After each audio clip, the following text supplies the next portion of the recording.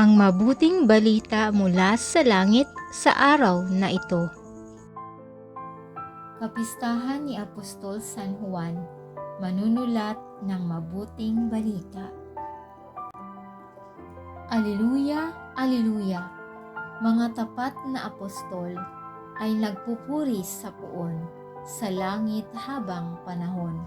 Alleluia, Alleluia!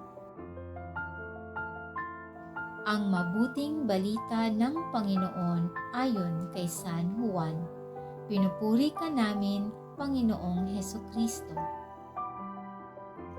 Madilim-dilim pa ng araw ng linggo, patakbong pumunta si Maria Magdalena kay Simon Pedro at sa alagad na mahal ni Jesus. At sinabi sa kanila, kinuha sa libingan ang Panginoon at hindi namin alam kung saan dinala. Kaya't si Pedro at ang nasabing alagad ay nagpunta sa libingan.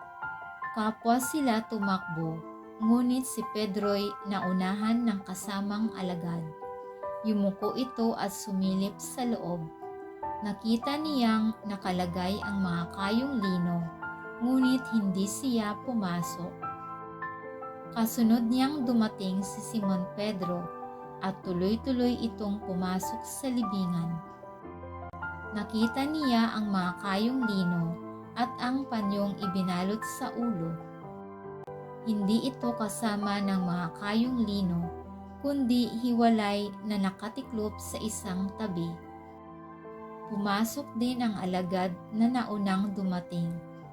Nakita niya ito at siya'y naniwala. Ito ang mabuting balita ng ating kaligtasan. Papuri sa Diyos.